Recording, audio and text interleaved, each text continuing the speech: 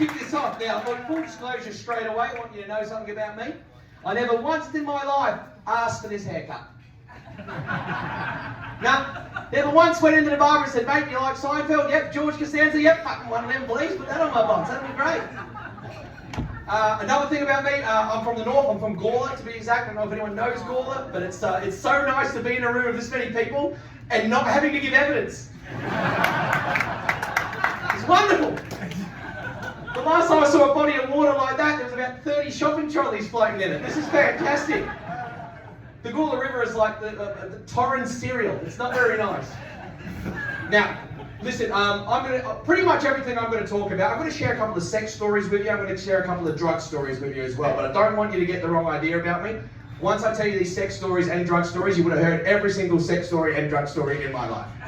All right? I'm not putting myself on a pedestal. I'm well aware of what I look like. I'm well aware of everything else. I'm not a gold medal, silver or bronze. Don't know what medal I am. Minimal scrap value.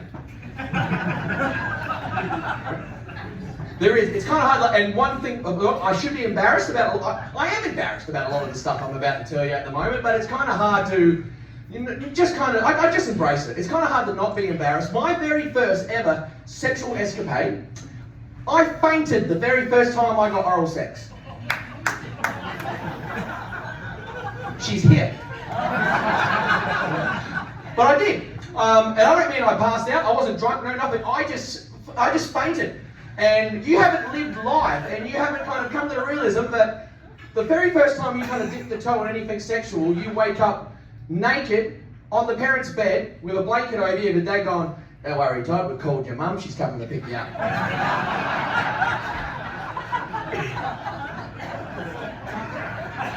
Wish that was a joke. I really do. So it's got to be a little bit of filth, if you don't mind, while I'm up here, because there's a lot, and again, a lot of these things, they are my fault. Like I said, I'm very inexperienced and everything like that. Like, I do have a nickname for my nether regions. I just call it garnish, because it's just there for show and presentation purposes. It's like the pasting on top of the steak. Just get that out. If it was a McDonald's item, bit of filet-o-fish, because it's on the menu, but no bugger ever orders it. And once you do, you've got to wait 5 minutes to be ready, and after you have it, you wish you didn't. It is. A night of romance with me is like going to the checkout at Audi and I'm the cashier. We're both there for the experience, but unfortunately you're going to be doing all the work.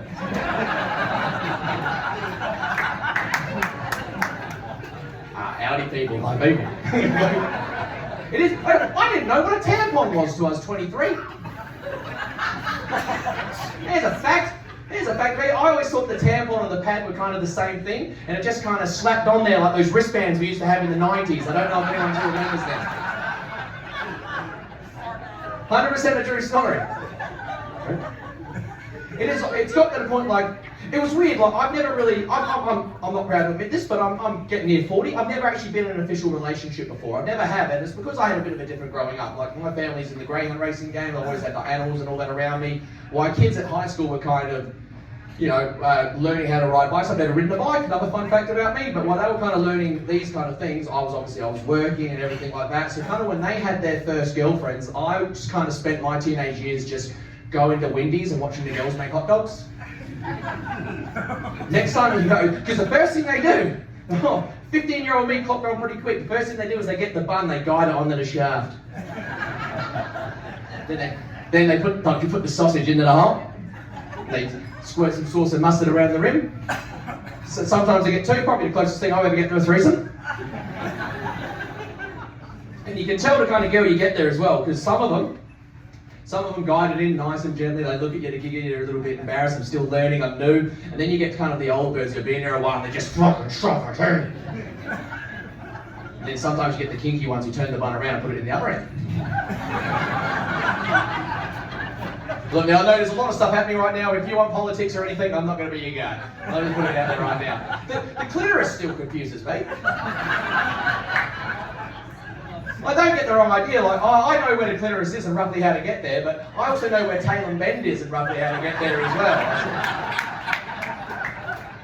I need a little bit of help. You can't Google Maps, no help.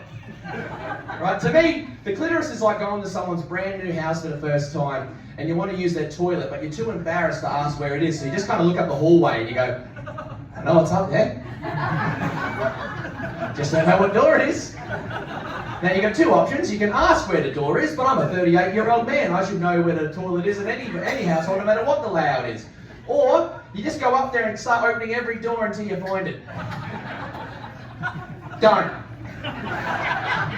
It's the best thing I can tell you.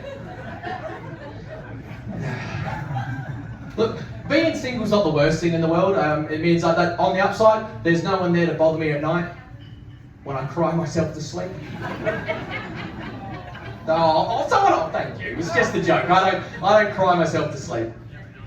The tears keep me awake. I know we got some parents in the room. Any parent ever accidentally or on purpose cock-blocked their child? My mother did, and frankly, I'm not over it. I'm going to share this story because I refuse to pay for therapy. So this was many, many moons ago, probably about a decade ago. At the time, I lived in a place called Lewiston, and I had a granny flat out the back. And one night, all the stars must align. I met a girl. It was great. We went back to my house. I thought we'd sneak out the back. We'd go to the granny flat. I went out there. My mum was there. She was having a smoke, right? So I couldn't. We have to introduce this mum. This is such and such, such and such. This is mum. We're going to go to my granny flat. We're going to watch a movie. Now, Netflix didn't exist. So we know what that means. Everyone knows what that means. You know, my mum thought we were generally going to go watch a movie. So without going into graphic detail, we are in the act, and my mum must have thought, well, they're probably halfway through Cool Runnings right now. We do a refreshment. So my mum walks in with 2 cups of tea. Sees what we're doing, drops the tea, really dampens the mood in the carpet. Right? Walks out. I apologise to the girl profusely. I'm so sorry. This is embarrassing. I'll show you out. I'm so sorry again. We open up the door. Now about less than 7 or 8 minutes probably went past, right? And we open up the door, and they're right at the mat of my granny flat with 2 new cups of tea. Right? With a plate of biscuits. And a little note just saying, when you're done, with a smiley face. Now you probably think, oh, it's lovely, that's great of your mum to do that. You know, she probably thought you needed some refreshments, she probably felt bad, she probably looked after you, but no, my mum thought I'd be that quick, but the tea would still be hot.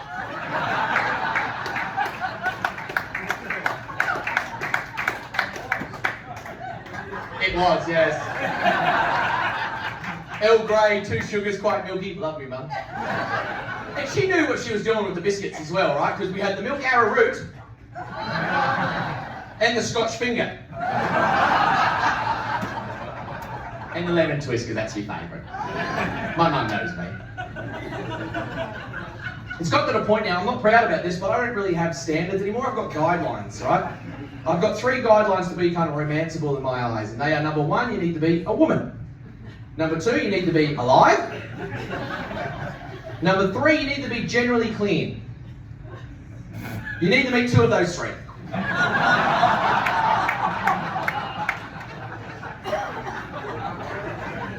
70% a joke.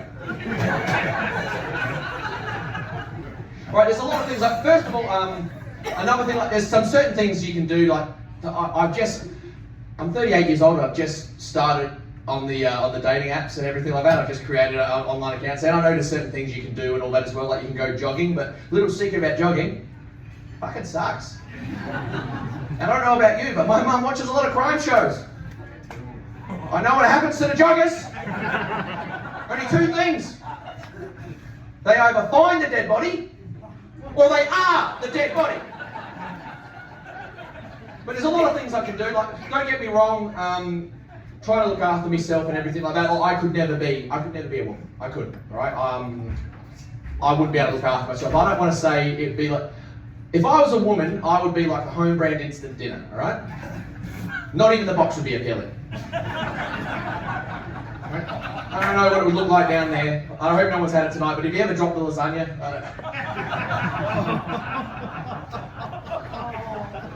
oh, that's the response I wanted! Share a few drug stories with you now. Now, look, I've only ever done mushrooms in Amsterdam. Now, no one has to admit it, but look, this isn't a PSA. If you get a chance to do mushrooms, do mushrooms. They're wonderful. Amsterdam, great place. You add what Amsterdam's famous for? Amazing place. You take it away, still pretty good.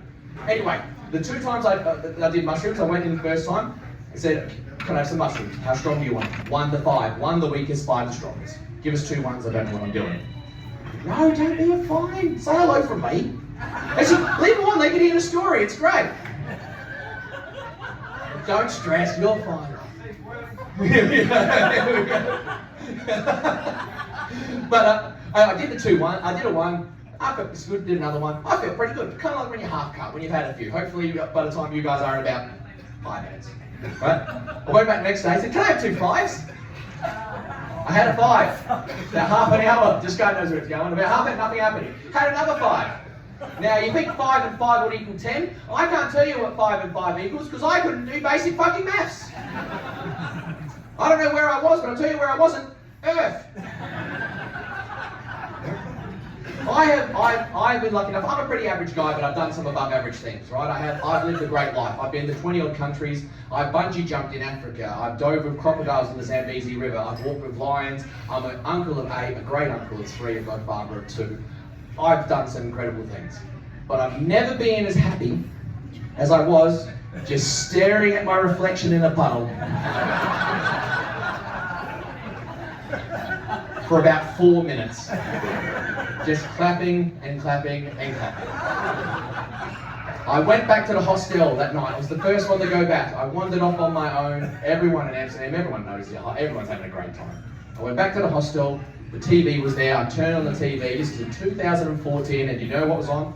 Steve Irwin, the crocodile hunter. Well, this is meant to be. I sat down and I watched about 4 episodes of that, leading back to back, and I still remember the narrative, the main story, the main plot, the kind of thread that held it all together. Was there was a mother crocodile who got in a scrape. She got bitten on her leg. They were worried she was pregnant as well. Worried it's going to get infected. They got to catch her, treat the wound, save her and the babies, right? I watched this until I fell asleep and dozed off. I woke up the next day, fresh as a daisy. Again, if you get a chance to do mushrooms, bloody do mushrooms. They're wonderful. I went and had a shower. I walked out of the bathroom. I looked around the room and I went, hang on. There's no fucking TV in this room! Some people, when they get high, they have out-of-body experiences. They speak to loved ones gone, loved ones who never existed. Anything. They go up to the Pixies. I watched an old Australian TV show. And the worst part is, I want to do it again because fuck, I miss cheese TV so much. Dude, there is still a part of me, I don't know if this is real. I generally don't. There's still a part of me think I'm just going to blink and wake up and be staring at the wall in Amsterdam again. Guys, just before I do head off, a few things I do want to say, and then I've got a few other, 1 or 2 other jokes and I'll leave. First of all, I just want to thank you from the bottom of my heart. Everyone on tonight, we all want to thank you. You guys, you give us an outlet to perform, and not only that, but you are doing it for a great cause. Unfortunately, like everyone here, I've got a connection to someone I've lost as well, thanks to with cancer. And it was my grandfather, John. He passed away. It was actually prostate cancer that claimed him. Now, John, there's a quote from John which has always stayed with me. And if you're not a fan of not the one we're here to cancel tonight, he left me with a quote which was amazing, and it was just simple. He goes, Todd, it's easy to be nice. You're born nice. You have to try to be a c***. And the fact that he said that to his 6-year-old grandson probably explains to you a lot of what the person my grandfather was like. Right? So, one more story, one little song, and I'm going to leave you. But honestly, from the bottom of my heart, thank you a lot for celebrating, tonight, for making it possible, for making a dent tonight. Right? Thank you. Now, complete different topic. I had a friend who's 37 years old. He just got circumcised recently. Yeah, it's great. Now, I met him just last week. I went to Melbourne, and I got to catch up with him again, and I got the whole story, and it was fantastic. Right? His name's that's his real name too, Buckham. But I asked him. I was like, "Tell me everything. What happened?" Well, him and his missus were trying for a child. They're trying for a kid, right? And nothing was happening. She wasn't getting pregnant, right? So they went in, what's happening? And in a nutshell, the doctor told him, the problem is you have, and I quote, an obscene amount of foreskin. Now, I don't know what makes an obscene amount of foreskin. My first picture was just someone wearing a Legionnaire's hat backwards. Like the sleeve of a toddler wearing a 4XL, I'm not sure.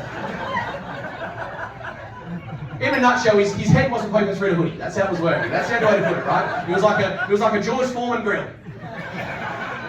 I got plenty of them. A lacrosse racket. There's heaps. I don't know. So eventually I said, well, okay, so what happened? Now his wife works as a midwife. He goes, well, the urologist made a home call. I was like, what's that? The urologist made a home call. He came around, he knocked on the door, he came in, we popped the kettle on. Now you just learned, I love a cup of tea. Wouldn't be able to enjoy a cup of tea when I know there's someone there to renovate your pergola virtually. Like, that's not going to be much fun. So I said, what happened? He goes, well, eventually I stripped off, I laid down on the couch, he puts this rubber band around you. This rubber band around you, gives you a painkiller, and you've got to sit there for about 20 minutes while everything goes numb. I was like, well, what did you spend the 20 minutes doing? I just laid on the couch. What did they spend the 20 minutes doing, the urologist and your wife? He helped my wife move in our new fridge. That has got to be one of the most emasculating feelings I think I've ever heard. You're just sitting there looking at what I'm assuming looks like a suffocating prawn, while he helps your wife move white goods. And then eventually I said, so what happened? We snipped it off. Did it hurt? No, but about a few hours later, like you wouldn't believe. I said, big question. This is all I want to know. What'd you do with it?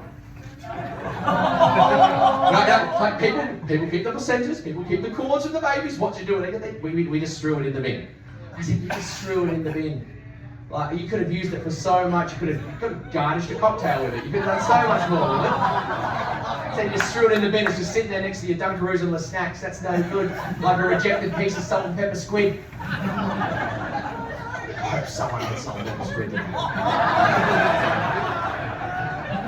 Bottom of my heart, everybody you see up here, before, now, after, thank you all so much. This is one of my favourite things to do, right? It's a little song about something very close to my heart. In fact, it's very close to everyone's heart. So again, thank you. I was 12 years old, laying under my bed. I had a magazine full of hot women's breasts. I had a boner, a B-O-N-A boner. I was 16, balls starting to drop. There was a girl on my bus with a low-cut top areola. My first areola. I saw something sticking out of her dress. It was a different colour shade to the rest of her breast, her areola. That was her areola. Now, I'm not the world's most attractive man, so I'll take what I get whenever I can, areola. I love me areola. She tucked it away, she went for the door. I must see some more. I got down on my knees, and when I grabbed at her, she called the police. Since that day, I've been locked away in the prison showers. I get my fill of areola, areola. So what if it belongs to the other guys? I'm not the kind of man who criticize areola. Areola's areola, la la la la la la. Thank you so much, West Big. We're on the back of the stage, back to the